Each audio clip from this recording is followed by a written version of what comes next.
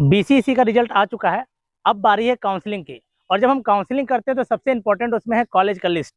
और कॉलेज के लिस्ट को भरने के समय में बच्चे बहुत कंफ्यूज रहते हैं किसको ऊपर रखा जाए और किसको नीचे। और आपके इसी कंफ्यूजन को दूर करने के लिए एससीपी ने शुरू किया है ये नया टूल। तो हेलो बच्चों, मैं हूं आपका सुमित सर और स्वागत करता हूं आप सभी का एससीपी के इस नए सीरीज में कॉलेज टूल। तो आज हम आ चुके हैं BP Mandal college of engineering Madhepura में।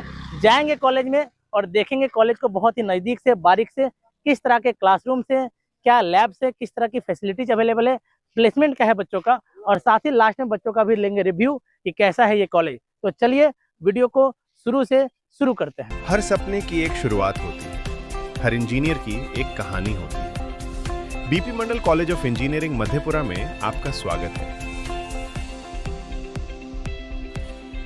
तो अभी हम पहुंच चुके हैं कॉलेज के अंदर।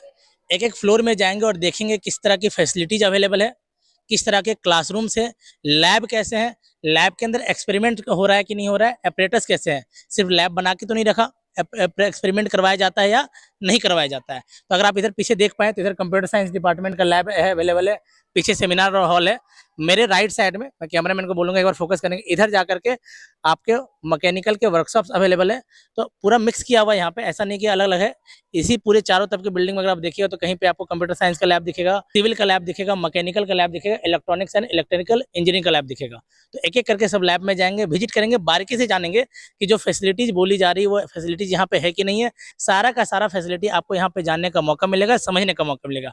तो चलिए एक एक करके लैब को एक्सप्लोर करते हैं, समझते हैं, जानते हैं और देखते हैं कैसा है इसके कॉलेज का माहौल। तो अब हम बढ़ रहे हैं कॉलेज के क्लासरूम्स की ओर, लैब्स की ओर, और इधर जाते वक्त पैसेज की ओर मेरा ध्यान बायोमेट्रिक मशीन के ऊपर गया।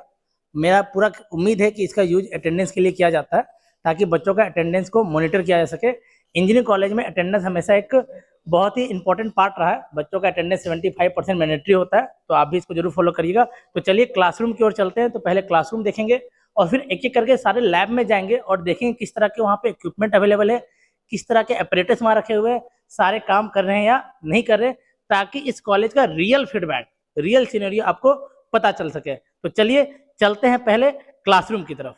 तो अब हम लोग क्लासरूम में एंट्री करने वाले हैं। आइए देखते हैं किस तरह का क्लासरूम है इस कॉलेज का। तो ये क्लासरूम मेरे को बहुत ही फुल्ली फर्निश्ड नजर आ रहा है। बेंच और डेस्क बहुत शानदार है, बिल्कुल न्यू है। और आप इधर अगर ध्यान से देखेंगे, मैं कैमरामैन को बोलूंगा जरूर देखें, तो यहाँ पे बिल्कुल डिजिटल बोर्ड लगा हुआ है। इन बच्चों को हर तरह की फैसिलिटी है। आपको जान के बहुत अच्छा लगेगा, ये क्लासरूम हमारे ही स्टूडेंट का है, प्राउड एससीपीएन का, जो पहले एससीपी में 11th-12th पढ़ चुका है और अभी इस कॉलेज से मैकेनिकल और सिविल कर रहा है। ये दोनों बच्चे एससीपी के पुराने बच्चे हैं। तो ये इन्हीं का क्लासरूम है। तो कैसा है आप लोग का कॉलेज का माहौल?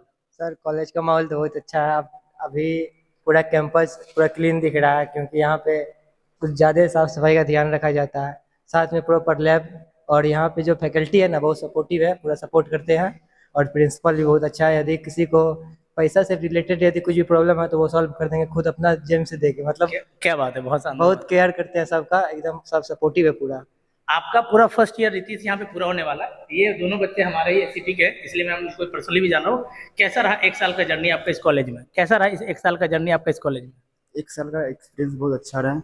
यहाँ पे सभी सर और मैम सपोर्ट करते हैं, और यहाँ का स्टूडेंट लोग भी। यहाँ पे देख सके आप लोग, कॉलेज का रूम है, ये मेरा ही रूम है, मतलब यहीं पे आपकी क्लासेस यहीं पे चलती है? हाँ। तो इनकी क्लासेस यहीं पे चलती है। ये हमने इन्हीं का क्लास का एक वीडियो शूट कर रहे हैं हम। तो ये बहुत मेरे को लग रहा है कि जो एक रिक्वायरमेंट होती है कॉलेज में पढ़ने के लिए, एक क्लासरूम में वो सारा चीज़ अवेलेबल है। प्रॉपर हर तरह से इक्विप्ड क्लासरूम है। और सबसे इंपॉर्टेंट कि डिजिटल बोर्ड अवेलेबल है। अभी के टाइम में चूंकि एआई का दौर है, सारी चीज़ें नेट पे अवेलेबल है डिजिटल तरीके से। तो यहाँ भी डिजिटल बोर्ड पे पढ़ाई करवाई जा रही है। तो अभी हम आ चुके हैं इस कॉलेज के जियोटेक लैब में। मिलेंगे कोऑर्डिनेटर सर से और जानेंगे कि क्या क्या इस तरह के प्रैक्टिकल यहाँ पे कंडक्ट किए जाते हैं। तो आइए मिलते हैं एक मिनट। तो सर यहाँ पे बच्चों के किस किस तरह का एक्सपेरिमेंट करवाया जाता है? इसमें हम सॉइल से रिलेटेड एक्सपेरिमेंट करते हैं कि कोई भी बिल्डिंग जो है ना ग्राउंड पे टिकता है, ठीक है, तो सॉइल का स्टेबिलिटी मेन मायने रखता है उसके लिए। सबसे पहले हम सॉइल का स्ट्रेंथ चेक करते हैं, मतलब उसमें वाटर लेवल कितना अप है कितना डाउन है, और उसका कंटेंट कितना है वाटर का। तो हम सॉइल लाते हैं, फिर उसका सैंपल ओवन मेरे पास है। उससे पहले हम वाटर कंटेंट निकालते हैं, उसके बाद उसका स्पेसिफिक ग्रेविटी निकालते हैं। उसके बाद फिर उसका स्ट्रेंथ चेक करते हैं, जैसे शियर स्ट्रेंथ हो गया। उसके बाद फिर सॉइल सब ग्रेड का स्ट्रेंथ चेक करते हैं।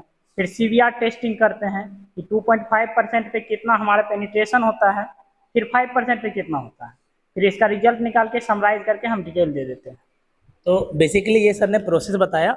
अगर आप सिविल ब्रांच से रिलेटेड हो तो आपको जियोटेक के बारे में बिल्कुल पता होना चाहिए, इसके बिना काम चलने वाला नहीं है। तो ये लैब पूरी तरह से इक्विप्ड है बच्चों को सिखाने के लिए, जहाँ पे आप थ्योरेटिकल नॉलेज के साथ साथ प्रैक्टिकल नॉलेज भी लेने वाले हैं। तो अब हम पहुँच चुके हैं सिविल ब्रांच के एक और लैब में, जो कि है सर्वे लैब। आपको पता होना चाहिए कि एक बिल्डिंग को बनने के लिए पहले उसका डिजाइन बनाया जाता है, और डिजाइन बनने से पहले पहले उस जमीन का सर्वे किया जाता है। तो इस लैब में वही सिखाया जाता है कि बच्चों को सर्वेइंग करते कैसे हैं, किसी भी जमीन का सर्वे कैसे किया जाता है। तो ये जितना भी आप एपरेटस देख पा रहे होंगे, ये सारे एपरेटस सर्वेइंग में यूज होते हैं। तो इस लैब में आपको वो जानने का मौका मिलेगा। तो अगर आपका सिविल फेवरेट डिपार्टमेंट रहा है या फिर आप सिविल से करियर लेना चाहते हैं, तो ये लैब आपको बहुत ही मज़ा आने वाला है। इसमें आपको बहुत ही मज़ा आएगा, सीखने का बहुत मौका मिलेगा। तो अब हम पहुंच चुके हैं सिविल के एक और लैब में, जो कि इंजीनियरिंग जियोलॉजी लैब। आप देख पा रहे होंगे यहाँ पे बैनर भी लगा हुआ है ना, जहाँ पे रॉक को आइडेंटिफाई करना, मिनरल्स को आइडेंटिफाई करना, उसको सारा का सारा सिखाया जाता है। अर्थ के इनर पार्ट को पढ़ने के बारे में बताया जाता है। और यहाँ पे आप देखेंगे तो बहुत सारा प्रोजेक्ट दिखेगा, जो कि यहाँ पे बच्चों ने सबमिट करके रखा हुआ है। शानदार सा अलग अलग सा प्रोजेक्ट यहाँ पे नजर आ रहा है। इन प्रोजेक्ट को बच्चे यहाँ यूज करते हैं। इस साइड भी दिखाएंगे, मैं कैमरामैन को बोलूंगा कि थोड़ा आप इधर भी फोकस करिए। तो अलग अलग आपको प्रोजेक्ट दिखेंगे। तो अब हम पहुंच चुके हैं सिविल ब्रांच के एक और लैब में, जो कि है ट्रांसपोर्टेशन लैब। आप देख सकते हैं इधर बिटुमिन रखा हुआ है, इधर हमारे पास क्यूब है जिसकी स्ट्रेंथ को चेक की जा रही है। और आपको जान के बहुत अच्छा लगेगा कि अगर मधेपुरा जिला में कोई भी बिटुमिन आ रहा है, कोई भी गिट्टी आ रहा है, कोई भी क्यूब बन रहा है, तो उसकी टेस्टिंग इसी इंजीनियरिंग कॉलेज से होती है। तो यहाँ पे आपको एक्चुअल पढ़ाई करने का मौका मिलेगा, एक्चुअल प्रैक्टिकल नॉलेज जानने का मौका मिलेगा। तो चलिए चलते हैं नेक्स्ट लैब में। ये हम पहुंच चुके हैं हाइड्रोलिक लैब में। आप पीछे का ऑपरेटर देख सकते हैं, साथ में विंड टनल भी है। कमेंट बॉक्स में आप बताइएगा कि विंड टनल का यूज किस लिए करते हैं। तो ये लैब पूरी तरह सुसज्जित है बच्चों को सिखाने के लिए, समझाने के लिए। तो बिल्कुल ये आपके लिए सफिशियंट है पढ़ाई करने के लिए, जहाँ पे आप थ्योरेटिकल के साथ साथ प्रैक्टिकल नॉलेज भी लेने वाले हैं। तो अब हम सिविल डिपार्टमेंट के एक और लैब में हैं, जो कि है कंक्रीट लैब। कंक्रीट लैब में मेनली बेसिकली जो भी बीम बनता है, जो भी पिलर्स बनते हैं, उसकी स्ट्रेंथ को चेक की जाती है कि वो कितना स्ट्रेंथफुल है। अलग टेस्टिंग का मेथड है, आप देख सकते हैं अलग अलग एपरेटस यहाँ मौजूद है। उस एपरेटस का यूज करके कंक्रीट की स्ट्रेंथ चेक की जाती है, ताकि बिल्डिंग की स्ट्रेंथ बनी रहे। तो अभी हम खड़े हैं फ्लूइड मैकेनिक्स के लैब में। मेरे पीछे के आ रहे होंगे, और जिनका भी मैकेनिकल या सिविल ब्रांच है वो इससे कनेक्ट कर पाएंगे। उनको फ्लूइड मैकेनिक्स पढ़ना है, और साथ ही साथ फ्लूइड मैकेनिक्स से आपने क्लास 11 के फिजिक्स में भी पढ़ा रखा होगा। तो इस लैब में पूरा का पूरा जो भी रिक्वायरमेंट है आप देख पाएंगे। तो पूरा का पूरा सारा एपरेटस है। पीछे आपको वहाँ बर्नौली थ्योरम का एपरेटस दिखेगा, पाइप फ्रिक्शन का एपरेटस है। यानी जो भी एपरेटस की रिक्वायरमेंट है इस कॉलेज में सफिशियंट है। तो मैकेनिकल या सिविल में है तो यहाँ पे फ्लूइड मैकेनिक्स के बहुत शानदार सा लैब आप देख सकते हैं। तो अब हम पहुँच चुके हैं इस कॉलेज के केमिस्ट्री लैब में। तो अगर केमिस्ट्री आपका फेवरेट सब्जेक्ट है तो ये लैब आपका बहुत फेवरेट होने वाला। आप यहाँ देख पाएंगे केमिस्ट्री के अलग अलग एपरेटस रखे हैं, जो कि एक्सपेरिमेंट में काम आते हैं, जिसका यूज करके बच्चे एक्सपेरिमेंट करते हैं। बीकर्स है, कोनिकल फ्लास्क है, टेस्ट ट्यूब्स है, और इन्हीं का यूज करके बच्चे अलग अलग एक्सपेरिमेंट को कंडक्ट करते हैं, ताकि बच्चों को theoretical knowledge, generally school level में बच्चों को थियोरेटिकल नॉलेज होता है, प्रैक्टिकल बहुत ज़्यादा पता होता नहीं है। यहाँ बच्चे उसी प्रैक्टिकल को करके कंडक्ट करके ये फील करते हैं कि भाई जो हम पढ़ रहे हैं बिल्कुल सही पढ़ रहे हैं, ताकि वो इस नॉलेज का यूज अपने आगे जीवन में कर सके और कुछ बढ़िया क्रिएट कर सके। अब हम पहुंच चुके हैं ऑटोकैड लैब में। आप जो भी बच्चे इंजीनियरिंग से रिलेटेड होंगे उनको पता होगा ऑटोकैड लैब क्या है। ये एक डिजाइनिंग सॉफ्टवेयर है, जहाँ पे जो भी आप डिजाइन बनाते हैं उसको कंप्यूटर के ऊपर डिजाइन करके बनाया जाता है। ये पूरे के पूरे सिस्टम्स लगे हुए जहाँ बच्चे उस डिजाइनिंग को सीखते हैं बाय यूजिंग ऑटोकैड सॉफ्टवेयर। तो इसका भी बहुत इंपॉर्टेंट रोल है। जब भी आप कोई घर बना रहे हैं या कोई बिल्डिंग कंस्ट्रक्ट कर रहे हैं या कोई भी ब्रिज बना रहे हैं, तो सबसे इंपॉर्टेंट पार्ट है डिजाइनिंग का। उस डिजाइनिंग का जो सॉफ्टवेयर है वो ऑटोकैड यूज किया जाता है। उसका पूरा का पूरा आपको यहाँ पे देखने को मिलेगा कि ये पूरे सिस्टम उसी के लिए लगे हुए हैं। तो अब हम आ चुके हैं मैकेनिकल इंजीनियरिंग के एक लैब में, जो कि मशीनरी लैब है। यहाँ पे आप अलग अलग मशीन देख पाएंगे, लेथ की मशीनें हैं। तो अलग अलग मशीनें यहाँ पे अवेलेबल है मैकेनिकल के वर्कशॉप में। तो मैकेनिकल डिपार्टमेंट अगर आपका है तो ये वर्कशॉप आपको बहुत आगे काम आने वाला है। फाउंड्री शॉप भी सर इसमें होगा। फाउंड्री शॉप में जैसे मान लीजिए अगर आपको पाइप्स वगैरह बनाने हैं तो फाउंड्री शॉप का यूज किया जाता है पाइप्स को बनाने के लिए। इधर देखिए वेल्डिंग की भी कुछ मशीनें आपको दिखेंगी। मैकेनिकल इंजीनियरिंग का सारा डिपार्टमेंट है। वेल्डिंग की अलग अलग मशीनें आपको दिखेंगी, जो कि यहाँ बच्चों को वेल्डिंग करवा के दिखाया जाता है। तो जो भी सिलेबस का पार्ट है, उसका जो भी रिक्वायरमेंट है प्रैक्टिकल नॉलेज का, वो सारा लैब मेरे को नजर आ रहा है इस कॉलेज में है। तो अगर आप इस कॉलेज को ऑप्ट करना चाह रहे हैं तो मेरे हिसाब से एक बहुत अच्छा ऑप्शन यहाँ पे आपको दिखेगा, क्योंकि जो भी रिक्वायरमेंट है, ये देखिए फाउंड्री की सारी इक्विपमेंट है। यहाँ पे बच्चा अल फाउंड्री का सारा सिस्टम करता है। तो इधर फाउंड्री का डिपार्टमेंट मेरे को दिख रहा है, इधर वेल्डिंग का डिपार्टमेंट है, पीछे में कैमरा मैन दिखा सकेंगे ना, वेल्डिंग का पूरा डिपार्टमेंट हो गया, और इधर लेथ वाला पूरा पार्ट है, मैकेनिकल का पूरा पार्ट अवेलेबल है। तो ये पूरा व्यवस्था अवेलेबल है बच्चों के लिए। बस जरूरत है पढ़ने की, बिहार में रह के बिहार में सही तरीके से पढ़ के आपको बहुत अच्छा करियर मिल सकता है। बस आप जागरूक होके ईमानदारी से 4 साल बिताइए। हम आ चुके हैं एक और लैब में, जो कि है हीट ट्रांसफर लैब।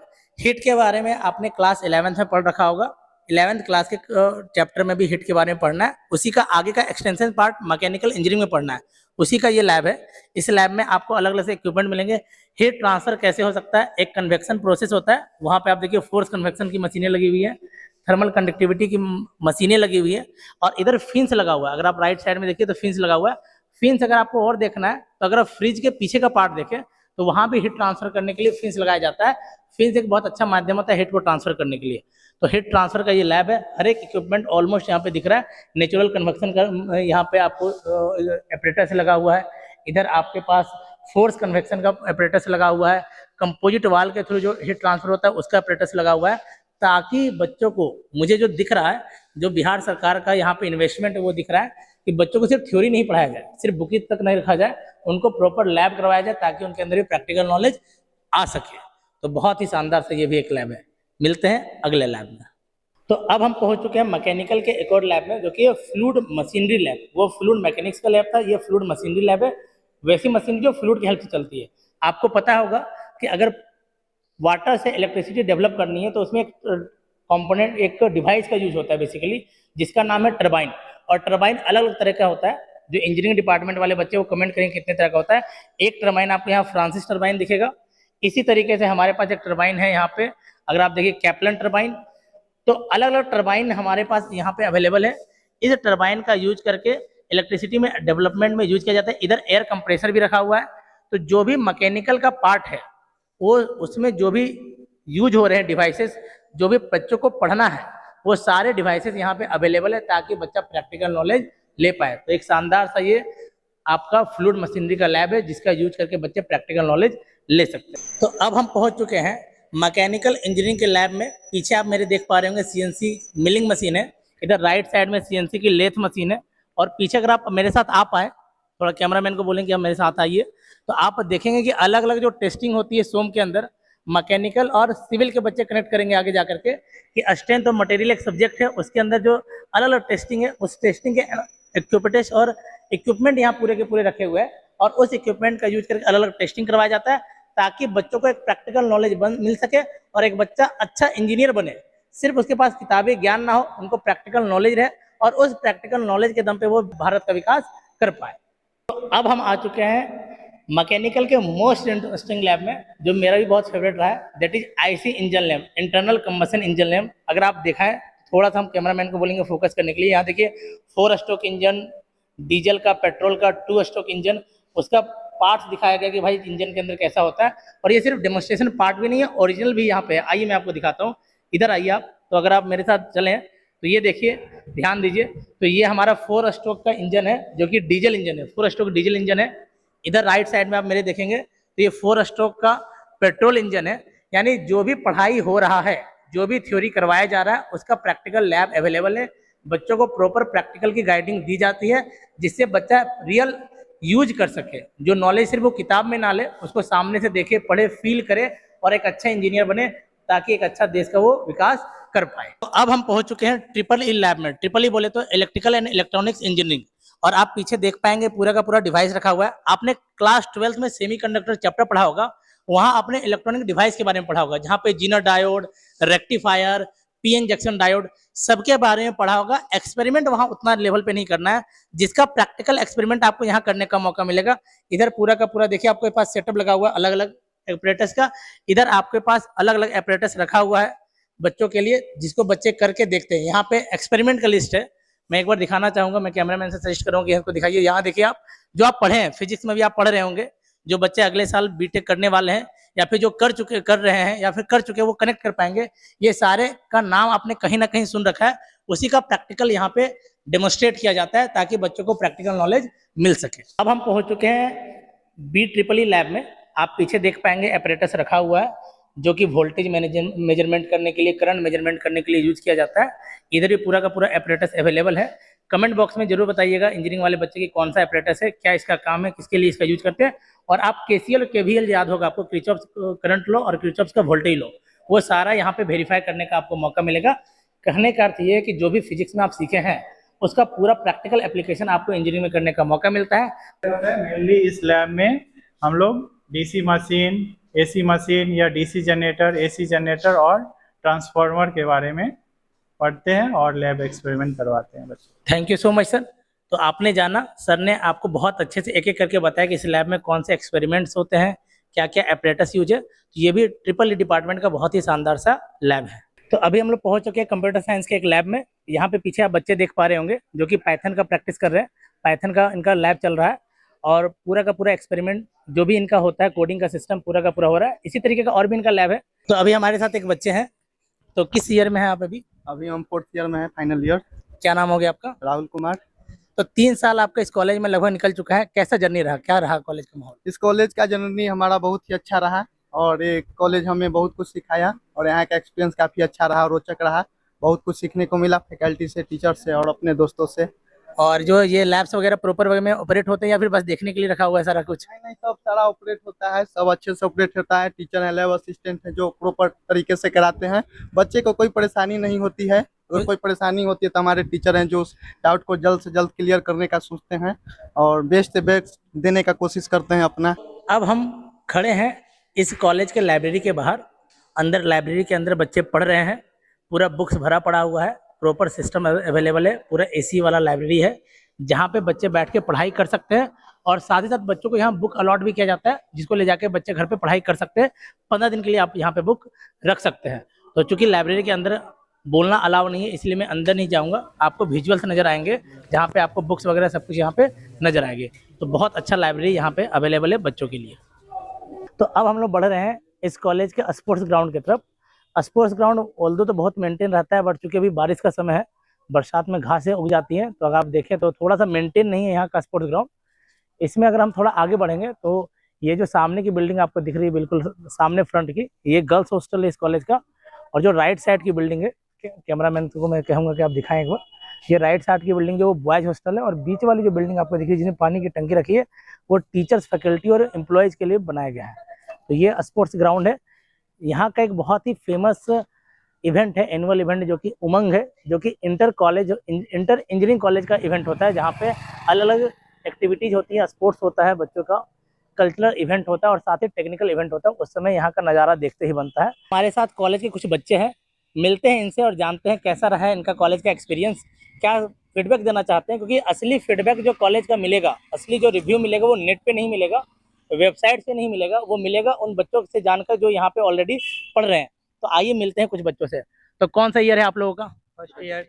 सारे फर्स्ट ईयर कंप्लीट किए हुए बच्चे हैं। और ब्रांच कौन सा है आप लोगों का? सिविल और मैकेनिकल। तो हमारे साथ फर्स्ट ईयर के सिविल और मैकेनिकल के बच्चे हैं। तो फर्स्ट ईयर आप लोगों का कॉलेज में कंप्लीट हो गया, कैसा एक्सपीरियंस है कॉलेज का? अच्छा एक्सपीरियंस रहा, टीचर्स भी अच्छे थे, पढ़ाते भी थे। तो प्रॉपर प्रैक्टिकल वगैरह हुआ है, सारा एक्सपेरिमेंट वगैरह हुआ है और सारे सर पूरा सपोर्टिव है यहाँ पे। ऐसा नहीं है कि मतलब क्लास बंक वगैरह उतना नहीं होता है, सब सर एकदम पूरे टाइम टू टाइम है पढ़ाते हैं। बहुत बार ये कहा जाता है कि बिहार के कॉलेज में लैब्स जो है वो बस देखने की चीज़ है, क्लासेस लगती नहीं है। तो क्या ये बात यहाँ भी सही है या फिर प्रॉपर क्लास और लैब्स होते हैं? लैब होते हैं, प्रॉपर लैब होते हैं, सारे इंस्ट्रूमेंट, सारा इक्विपमेंट है, प्रोफेसर गाइड करते हैं कैसे करना है, सब कुछ। क्या बोल रहे हैं? टीचर्स बताते भी कैसे एक्सपेरिमेंट्स को करना है, कैसे। तो प्रैक्टिकल का जो सिस्टम बिल्कुल सही चल रहा है। अच्छा, और अगर हम बात करें जो सबसे इम्पोर्टेंट बात है किसी भी बीटेक वाले कॉलेज के लिए कि प्लेसमेंट एक बहुत बड़ा इंपॉर्टेंट मुद्दा रहता है कि भाई अगर हम यहाँ 4 साल पढ़ रहे हैं तो हमको एक करियर मिल रहा है कि नहीं मिल रहा है। तो चूंकि अभी आप फर्स्ट ईयर में तो आपका तो खुद का प्लेसमेंट अभी लगा नहीं है, बट आपने सीनियर्स को देखा हुआ, तो क्या कंपनियां यहाँ आती है, प्लेसमेंट होता है बच्चों का? कंपनीज आती है, वो बहुत सारे बच्चों को लेके भी गए, कुछ बच्चे TCS पे भी गए और फिर कुछ अगर आईटी खड़गपुर जैसे एमटेक करना है तो कानपुर भी गया है, खड़गपुर भी गया है। यानी कुछ बच्चे हायर स्टडी के लिए आईआईटीज भी गए यहाँ से और बाकी कंपनियों का प्लेसमेंट भी हो रहा है। इस कॉलेज का रिकॉर्ड है, यहाँ से गेट बहुत लोग करे करते हैं, बहुत अच्छा, गेट में यहाँ पे कॉलेज का बहुत अच्छा रिस्पांस रहा है। और प्लेसमेंट कैसा है, मतलब पैकेज वगैरह का अगर थोड़ा सीनरी आपको कुछ आइडिया हो आपका कुछ कॉलेज का? एवरेज जैसे हम देखे थे कि 2.8 से 3.6 एवरेज था और लगभग में यहाँ हर एक ब्रांच में लग जाता है। जैसे सिविल में बहुत होता है कि बहुत जगह नहीं लगता है, लेकिन यहाँ पे है कि सिविल में प्लेसमेंट यहाँ पे है। सिविल में भी है, मैकेनिकल में भी है, ट्रिपल ई में है और यहाँ साथ में कंप्यूटर साइंस का जो ब्रांच है उसमें यहाँ इस बार गया था 7 LPA का गया था और एक और थी सर की मैम थी और उसका ऑफ कैंपस जो गया था उसका 11 LPA तक गया था। तो बच्चों के अनुसार ये कहा जा रहा है कि एक बच्ची है जिसका 11 LPA का ऑफ कैंपस प्लेसमेंट लगा है और साथ ही 7 LPA का इस कॉलेज से प्लेसमेंट लगा है। तो अगर ये प्लेसमेंट के स्टेट से तो बुरे नहीं है, अच्छे प्लेसमेंट से डिसेंट है। एक बात और बताइए कि कॉलेज का जो फीस है, इंजीनियरिंग कॉलेज में ये भी कहा जाता है कि भाई अगर आपको इंजीनियरिंग करना है तो पापा के पास बहुत मोटा पैसा होना चाहिए, तो क्या ये बात यहाँ के लिए भी सही है कि कम से भी काम चल जाएगा? कम से कम चल जाएगा। क्या फीस है यहाँ पे, क्या फीस पे किया अभी तक आपने यहाँ पे? अभी तक फर्स्ट टाइम तो 28,000। 28,000? अच्छा, हॉस्टल के लिए? अच्छा, आप हॉस्टल रह रहे हैं? हॉस्टल में रहते हैं, गर्ल्स के लिए हॉस्टल रहता है। तो 28,000 पूरा हॉस्टल का 1 ईयर का फीस है? मेस का भी। अच्छा, इंक्लूडिंग मीस? फर्स्ट सेमेस्टर का हॉस्टल का रहने और खाने का 28,000। और कॉलेज का फीस क्या है? पूरा 1 साल का 40-50 एवरेज, 4 साल का पूरा। सर वो जो है ना वो बस यूनिवर्सिटी एग्जामिनेशन फी है, क्योंकि कॉलेज का लगभग में ना के बराबर फीस है। 10 रुपया फीस ऐसे बोला जाता है, 10 रुपये में आपको बीटेक करा देंगे। कॉलेज में नहीं, 10 रुपये में बीटेक करा? हाँ, बस वो जो यदि अदर ये लोग जैसे हॉस्टल में रहती है तो हॉस्टल का चार्ज वो अलग से है, मेस का अलग से है, बाकी कॉलेज का नहीं है, वो बस यूनिवर्सिटी एग्जामिनेशन फी होती है तो वो लगता है। मैं भी ब्राउचर देख रहा था, उसमें दिखा था मुझे कि 10 रुपये का एडमिशन चार्ज है और जब आपका एडमिशन होता है तो आपको एक डेवलपमेंट फी के नाम पे 2500 के आसपास जमा करना होता है और एडमिशन के टाइम पे 3200 के आसपास कुछ पे होता है और फिर पर सेमेस्टर आपको एग्जामिनेशन फी लग जाता है 3000 के आसपास। यानी मिल मिला के अगर बात करें तो 4 साल में अगर किसी के पास 40 से 50 हजार रुपए है तो पूरी अच्छी तरीके से वो बीटेक करके यहाँ से जा सकता है। लास्ट सवाल जो सबसे इम्पोर्टेंट है कि अभी एडमिशन का टाइम चल रहा है, बीसीसी का काउंसलिंग और यूजीसी का काउंसलिंग हो चुका है, तो क्या आप अपने वैसे एक सवाल होगा कि आप लोग का एडमिशन यहाँ किसके थ्रू हुआ था? जेई मेंस के through. JEE mains. JEE mains. आपका? BCEC। JEE mains. तो बच्चे यहाँ पे जेई मेंस वाले हैं, जेई मेंस वाले बच्चे यूजीसी काउंसलिंग के थ्रू एडमिशन लेते हैं। एक और तरीका होता है जिसने जो पीछे वाले बच्चे ने बताया, बीसीसी के थ्रू भी आप एडमिशन ले सकते हैं। तो अभी बीसीसी का काउंसलिंग शुरू होने वाला है, तो अभी आपके जूनियर्स भी यहाँ पे आएंगे, तो क्या आप अपने जूनियर्स को ये कॉलेज रिकमेंड करना चाहेंगे? क्या उनको इस कॉलेज के बारे में सोचना चाहिए या फिर कहीं और तलाश देखना चाहिए ऑप्शन? क्या राय है आपका?